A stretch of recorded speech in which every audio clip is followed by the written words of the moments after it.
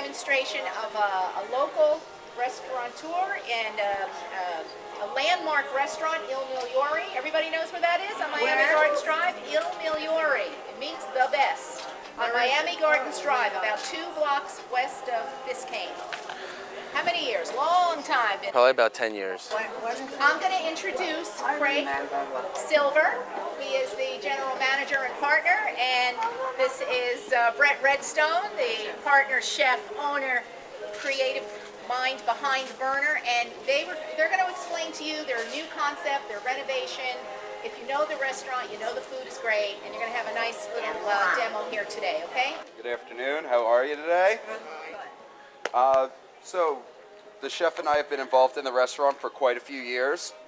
We decided to take it a more modern style, more industrial looking, redid all the interior of the restaurant, redid parts of the kitchen, great new menu, which Loretta's passing out to you now, as well as the recipe sheet for the meatballs Brett's going to be making today. We're open for lunch Monday through Friday, 11:30 to 3 p.m., and then we open for dinner 7 days a week, 6 p.m. to 11 p.m. We also are developing a brunch menu, so we'll be open for brunches on Saturdays and Sundays in the near future. I'm going to let Brett take the reins and show you how we make our great Kobe beef meatballs. So, how's everyone doing today? All right, so this is one of our top-selling appetizers, our Kobe beef meatballs. It's very I thought this would be a great recipe to demonstrate for you guys because it shows a lot of really great techniques involved in making meatballs, from searing to braising. A lot of people think meatballs are, you buy them in the store, make them, you stick them on a pan in your oven, and you cook them, and they're done, and you throw them on top of your spaghetti with your tomato sauce. But in my opinion, the appropriate way to do it, as with most things, is to braise them in a nice braising liquid after you make them and cook them low and slow for a long time. So that way they can really absorb all those great flavors of the sauces and all the herbs and spices that are involved in them. So to get started, we at the restaurant, our meatballs are 100% beef. We use a Kobe beef for it, so it's an all-natural organic product. It comes out, to be perfectly honest with you, I haven't had anyone been able to tell the difference between this and adding the pork and the veal to it. A lot of it has to do with the fact that we use a really high-end quality beef. At your local markets, if you can't find ground Kobe beef, another suggestion I would have for you is talk to your butchers about maybe grinding up a brisket for you. That also works really well because of the balance of fat to meat from where it comes on the cow. It'll come out with almost the same texture that we're looking for with the Kobe beef. We also use ground brisket, a proprietary blend of ground brisket and New York strip in our hamburgers. So to get started, it's very important that we bring the meat to room temperature before we actually cook with it or use it. When meat's really cold, it just doesn't seem to work well. And that goes for anything, searing a steak to any kind of piece of meat. You really want to bring it up to about room temperature before you let it actually start cooking. First thing we're going to do is, as in meatballs, a lot of people, their meatballs, they fall apart on them, they get mushy. A lot of them, people like to use breadcrumbs. The real technique which we really want to use for it is we want to use white bread and soak the white bread in milk for a period of time. And that's going to form almost like a glue that's going to hold our meatballs together. What I've developed in the restaurant is, because we use all beef and we don't have that extra fat from the pork, is we might cut it a little bit with some panko breadcrumbs, which are a white breadcrumb, which kind of melts into the meatball, so you don't get that feeling of eating like a meatball that's just full of bread. Something else we do at the restaurant that really enhances the meatballs is we make our own cheeses. So we make our own ricotta cheese in-house. That was something that we kind of discussed, Loretta and I may be doing here, but it's like a two-day process. But really all it is for people who want to do it at home, you could take a gallon of milk, a cup of heavy cream, and half a cup of lemon juice. If you bring the heavy cream and the milk up to a boil, turn it off, pour in the lemon juice, and just let it sit, what happens is all that fat curdles to the top, and you just scoop that right off the top and let it soak in a cheesecloth overnight, and you're going to have beautiful homemade ricotta cheese. You can season it however you want, whip it however you want, and really the difference between a homemade cheese product versus what you buy in the store with all the extra chemicals and enzymes that they add to that stuff, you're going to get a far superior product. So with the bread, we just use, whatever old bread you have. Just want to get some nice slices of it.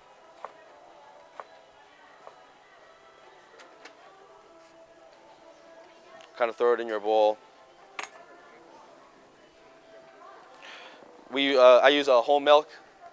I wouldn't use 2% or skim milk. I would only use whole milk for this, only because there's a lot of you need that extra fat in there to help break everything down. It makes the meatballs, that much better.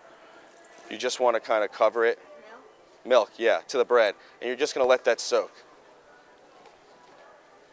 The next thing we're going to do is a lot of people like to add onions and garlic to their meatballs, but they add them raw.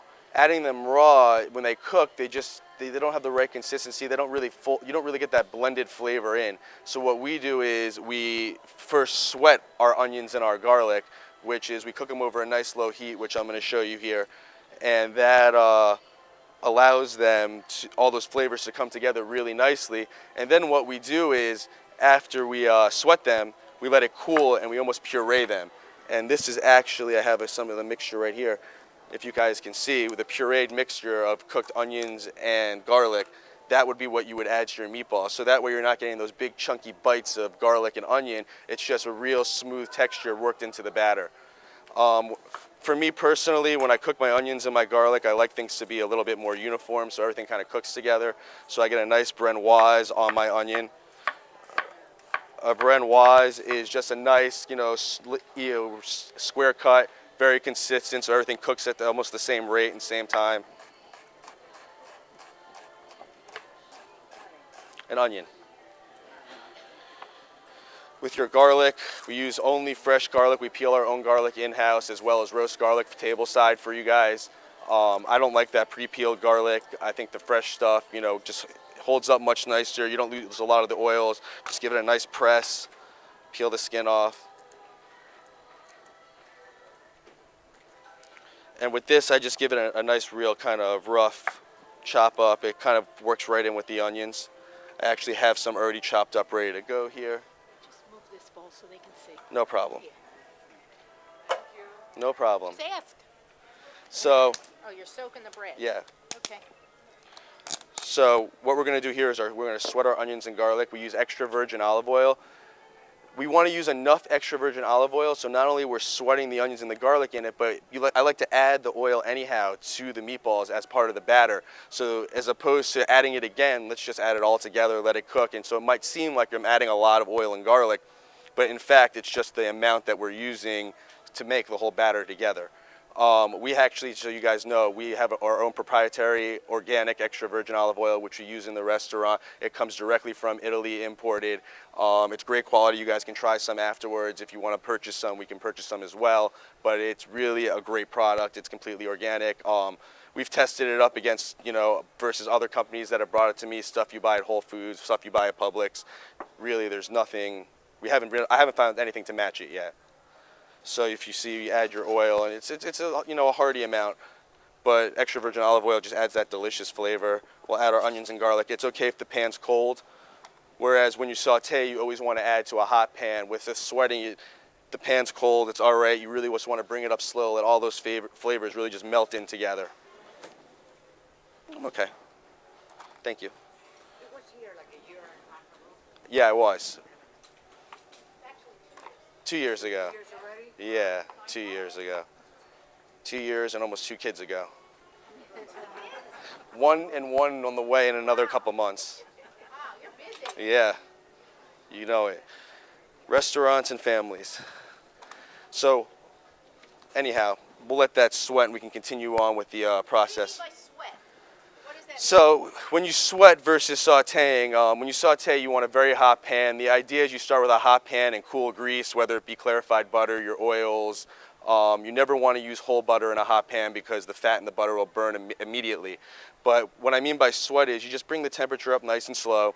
You don't really want to get any color on anything. You really just want to allow the onions and the garlics to get translucent and soft. It generally takes about 10 or 15 minutes of just sitting there. You don't have to stand on top of it every, 5 minutes, 4 minutes or so, you come over, give it a quick mix just to make sure the bottom's not starting to caramelize at all. But we really don't, in this application, we really don't want that caramelized flavor because it starts, as the meatballs cook, it'll add a bitterness to the meatballs that we're really not looking for. We really just want the sweetness of the garlic and the onion to stand out in the meatballs. So the way we'll start is we'll have our meat here. I like to get in and work with it a little, break it up with your hands. Don't be afraid of it. You know, it also helps to temper it a little bit. From here, I'll add my onion mixture. I would say roughly about half a cup it comes out to be. We add that in and mix that in. Guess I should have asked about gloves. I have. It's okay. I'll just rinse my hands off real quick. Yeah, okay. So our Kobe beef comes from Snake River. That's in Idaho. It's a completely American Kobe beef. Completely domestic, 100% organic, all natural, grass-fed beef. Like I was telling you before, at our restaurant, everything we do, we try and use only sustainable fish. We try and use only all wild. We try and use as much all natural and as organic products as possible. As a matter of fact, the only things I can think of that aren't maybe necessarily organic, and then we've been trying our cleaning products, but we've been trying to make a real big push to stay green and organic, just because we feel like there's too many restaurants and too many people in general that they eat too much stuff that has too many like additives and stuff to make your food last longer and chemicals that really aren't really good for you. And so it's been a mission of Craig and mine, to, as we been going forward, to just keep making that stretch forward to continue to make the restaurant, you know, green, organic. So after we add our onion mixture, we're going to add our herbs, which will be just some parsley and some basil. Just finely chopped parsley. Basil, you can pick it by hand, give it a rough chop. My guys at the restaurant, you know, they did a nice job chopping it up for me, but you don't have to get fancy with it. It's all going into the mix anyhow. At this point, I also like to add my Parmesan cheese. Don't be afraid to add a nice, you know, on the recipe, I think I said half a cup, but it's really, with this kind of, you know, making meatballs, once you get your base down as far as how much breadcrumbs or bread mixture you need to the meatballs to hold it up, the Parmesan cheese, the basil, the parsley, the onions and garlic, you know, adding a little crushed red pepper to them, that's all preference. If you like that flavor, great. If you don't, you know, that's great too. That's something that, and I tell a lot of people this when they're cooking, and they always ask me, well, how do you make this and that? It's all complete preference when it comes to cooking. There's a basic recipe and technique that you need to follow to get things to come out the right way. But everyone's taste buds are different. Everyone enjoys things differently. You know, all the time I ask him, and sometimes it's even come back and taste things because I prefer things saltier than most people. So if I think something salty, I might have him taste it before I send it out, just because he doesn't like salt. So if he tells me he thinks it's a little salty, I probably need to remake it because it's a little salty. So it's just one of those things that everyone's different, everyone has a different preference, and you really just want to do what's good for you. But we really just want to get in there, mix in our cheese and our herbs.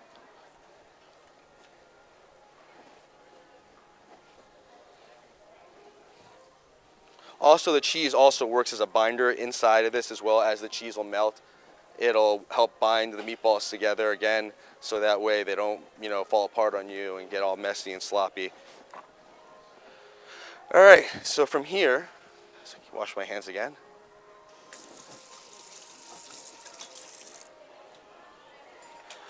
So from here, I generally will add my seasoning, my salt, my pepper. I do like, and we do in the restaurant as well, add a little crushed red pepper to our meatballs.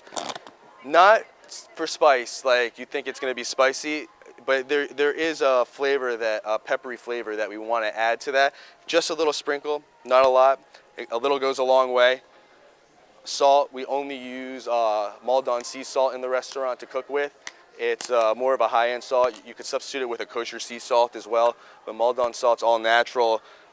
With that, again, I had kind of adjusted the recipe a little so it says more to taste, because with the Maldon salt, we really only add, you know, just a pinch. It really goes a long way. It melts right into the food that we're cooking. We also use it to finish a lot of our proteins with as well, and a lot of our ceviches and tartars, because it will just melt right into the fish really nicely. All of our pepper, and I really recommend this at home as well if you have the time, to buy a little spice grinder. We toast all of our peppercorns prior to service. We grind them ourselves. We don't buy big batches of pre-ground pepper. If you've never done it before, I recommend trying it. Buy yourself a little coffee grinder at home. You don't even need a spice grinder. Put them in a pan, a hot pan for a few minutes. You'll start to smell the aromatics coming up from the pepper. I mean, it's night and day the flavor that you're gonna get off of doing that versus just buying some store-bought ground pepper. The last thing I'm also going to add to this right now before we add our eggs and our bread mixture is I like to add a little of my own tomato sauce back into the meatball mixture. This is just our standard tomato sauce. When you order a tomato sauce at the restaurant, it starts off in this form. It's just onions, garlic, and a really good Roma imported from Italy tomatoes that we cook down for like 5 hours. We season everything and make all our sauces fresh to order, so everything's cold until you order it. So that's okay. So I'll add like a little of my own tomato sauce to it, just to incorporate again the same flavors that we're going to be using over and over and over again. Let's just reincorporate them and reincorporate them. And at this point, also, I like to match, at least personally, I found 1 egg per pound of meat. So right here we have about 2.5 pounds of meat. I think right now, just looking at it, I could go with 2 eggs. I'll just crack them right in. But I found, at least for me, that's worked. I'll mix all that back into the meat.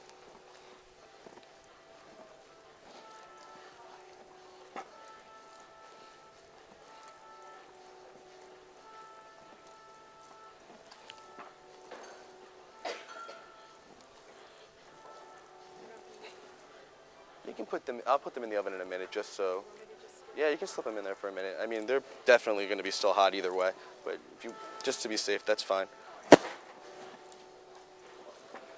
Huh? So now that we've got all this stuff mixed in, we're going to work with our bread product that's been soaking, and that's going to help us bind everything together. What I like to do as I'm finishing my meatballs is I like to get my braising liquid together. As I said before, we braise our meatballs, which means we slow cook them over a long period of time in liquid. In our restaurant, what we use to braise our liquids is very simple. We use a nice or decent Cabernet, probably about a cup, for at least the amount we're making right now, probably about 1.5 cups.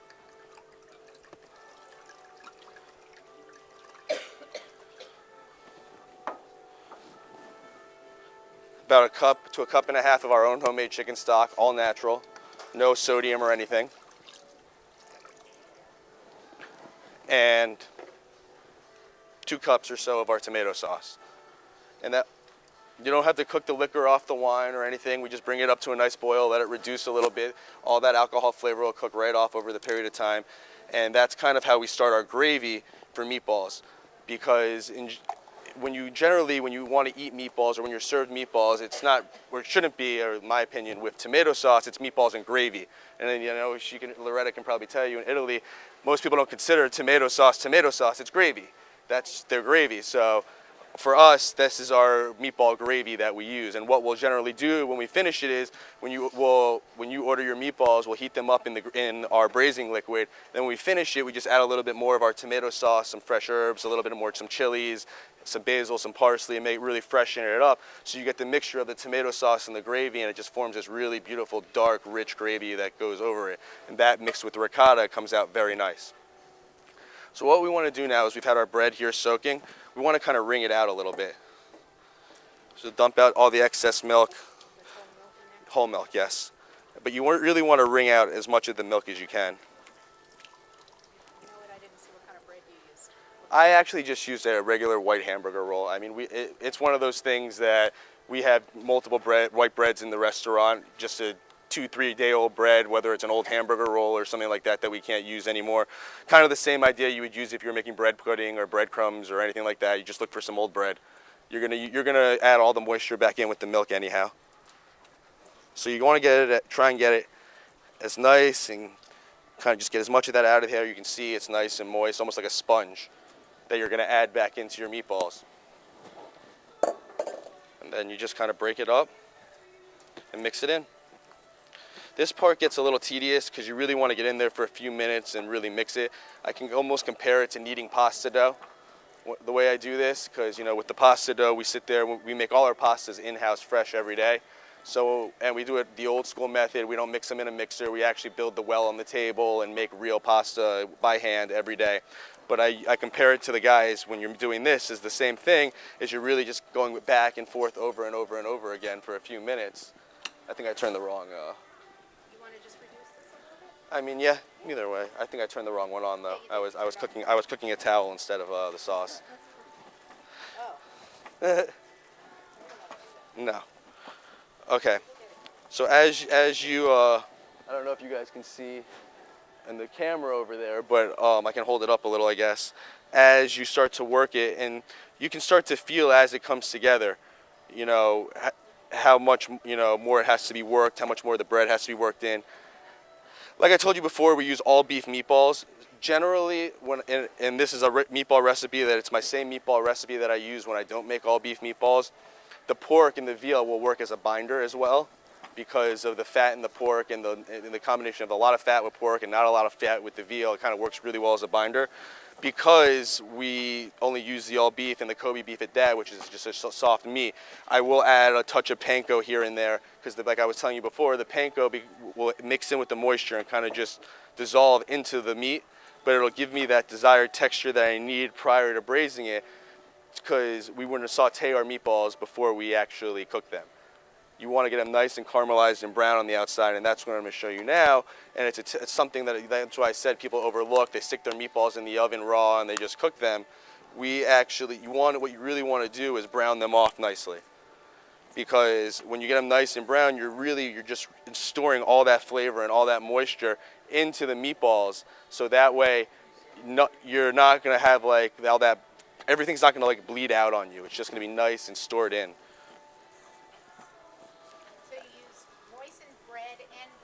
Well, only on breadcrumbs I use only because we're doing the all beef, and it's just without the pork and the veal, you lose a lot with that binding. And like I said before, the Kobe beef in general is just very soft. It's not like using just ground chuck or something like that. So I found after playing with it a little bit that we needed to add a little bit of a dry. You know, it's not something that I really was a fan of, but to accomplish what we were trying to accomplish with this recipe, it needed just a little bit of the dry. But at this point here, we're pretty much ready to go to start browning our meatballs and sauteing them up and get them ready to cook.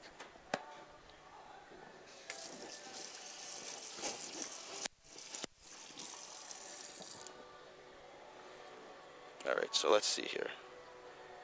Rear, high. No, we're gonna do this. Yeah. Perfect.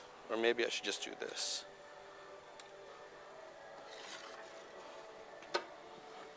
Front. All right, we're gonna let this pan get nice and hot.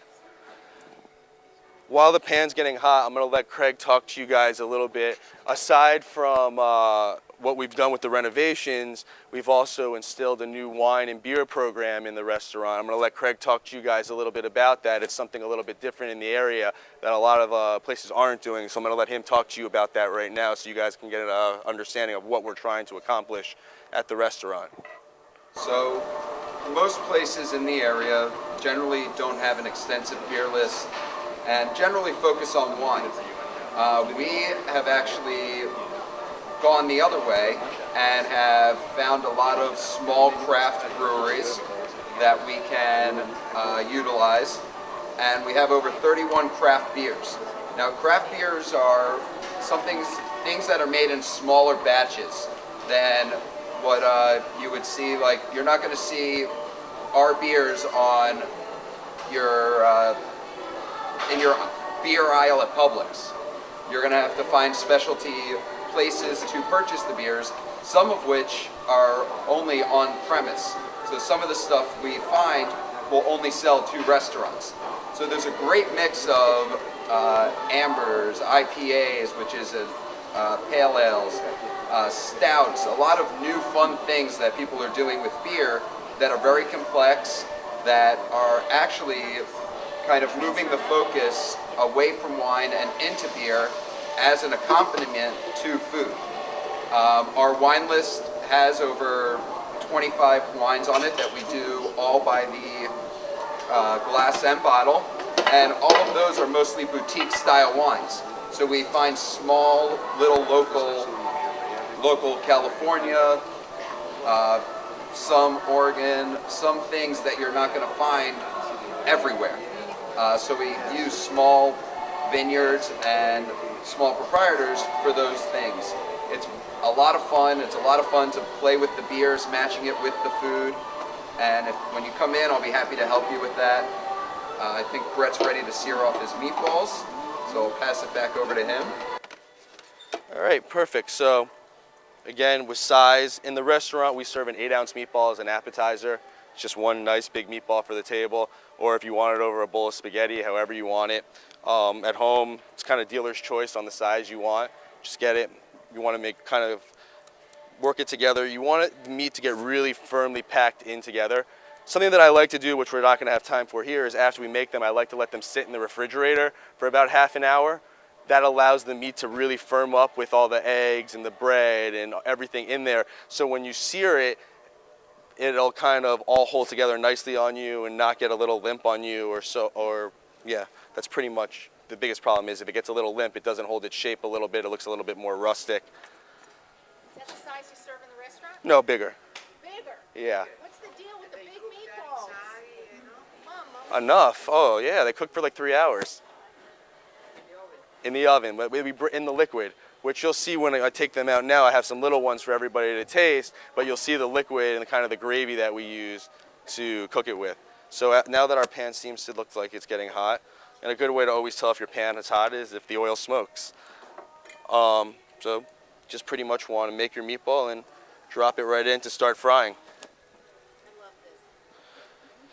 But this technique, as far as the searing, this works for anything you're going to cook. If you guys want to cook a brisket at home, sear it off first. Season it with salt and pepper, add a little bit of flour to it, really sear it off and caramelize it nicely. Do the same with your vegetables, your onions, carrots, your celeries, potatoes. Really saute that stuff up nicely.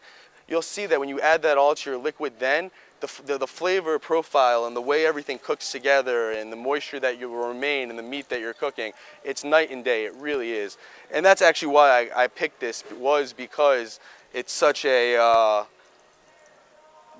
such a dynamic item to make, because there's so many techniques involved, from getting in there with your hands and making the batter, to frying up your meatballs, to making braising liquids, to actually braising the meat. Yeah, this one looks good. So I like to use a nonstick pan for this, and we just kind of rotate them around the pan. Get some nice color on every side. Our liquid over here is starting to get hot. It's going to be boiling in a minute.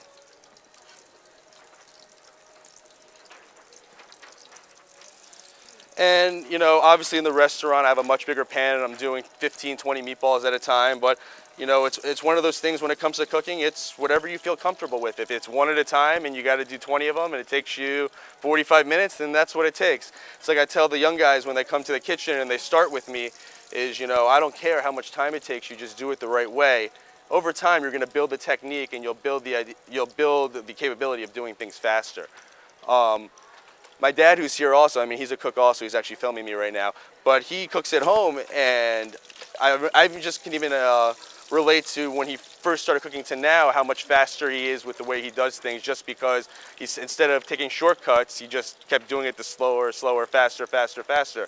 It goes for any novice cook to intermediate cook to expert cook, if there are any at all, I don't know. But, you know, it's like anything you do in life. It takes time. You got to really put a lot of love and care into it. So pretty much we're going to continue to sear our meatballs off. Why don't you go ahead and start spreading the cheese on the crackers and everything. If you can give me one more pan, because I can make a little of it, please. What kind of pan you need? Just like something small so I can make some, because I can take, A saucepan or a skillet? like a sauce pot, just so I can make a little of what they would kind of see what the gravy, the finished gravy would look like after the meatballs are done. Is that all right, or you want the smaller one? That one right there is fine. It's just going to be a little bit to put on top. So pretty much, we're just going to get it nicely fried up, nice color. You can use extra virgin olive oil to fry this. In the restaurant, we tend to use a blended oil of canola and extra virgin just because the burning temperature seems to be a little bit higher that way. But if you want to use an extra virgin and keep your temperatures down a little bit and go a little slower, it's fine too. You're still going to end up with the same result. But if you can see here, this is kind of what we're looking for, is this nice kind of caramelization and sear on the outside of your meatball. And from that point, you're going to grab your pot right here like so, and you just kind of throw it all right in together, kind of like Dutch oven it, put some foil on it, and stick it right in the oven. Any questions?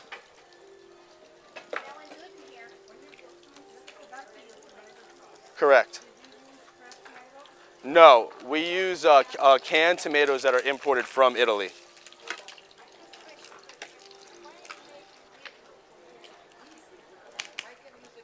This actually works exactly like you would to make meatloaf. The only thing I wouldn't do is sear it in the pan. Meatloaf's going to be tough to have a big meatloaf to sear in the pan. That's one of those ones you're going to roast up. But this recipe will work for meatloaf. You know, if you want to change your seasonings from tomatoes and basils and parsley to ketchup and mushrooms and potatoes, or carrots. Yeah, I'll show you right now. I'm going to pull it out. I actually have it made already, but it cooks in the gravy. Really, really good canned imported from Italy tomatoes that are like in their juice. We cook them down. We take about 2 cases at one time and cook it down to about 4 gallons. So let's say it starts at 10 gallons and we cook it down to about 4. The best way to test your tomato sauce to see if it's ready is take a ladle, put it on a plate while it's in the pot. If water runs to the outside of your tomato sauce, it hasn't cooked long enough. There should be no excess water running. All you should have is the tomato sauce. You know, it's hard throughout the year. You even notice it with the canned tomatoes, the good ones that are imported. The amount of water that they retain changes throughout the year. So in the spring, it might be 4 hours. In the winter, it might be 6 hours. It just really depends on how much water the tomatoes at the time that they're farming in Italy that we're getting, how much they release. Because that's really what we're cooking out, is a lot of that excess water. And all we really want left is that really good tomatoey texture and flavor, and with the onions and the garlic. Well, sure. And you're still going to cook it for a long time, your 4 hours, but like the reduction, like I said, the best way to tell if it's done is take a ladle, put it on a pan, and if or a plate, and if water runs to the outside of the tomato sauce, it hasn't cooked long enough. And that's exactly the way I do it in the restaurant. I walk up to it, I put it on a plate. If water runs, it goes right back in and it keeps cooking. So this we made earlier this morning.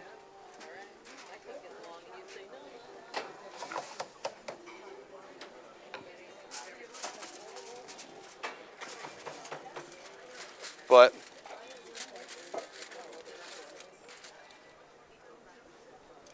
garbage. So, and a spoon. Yeah, I'm gonna use it. That's fine.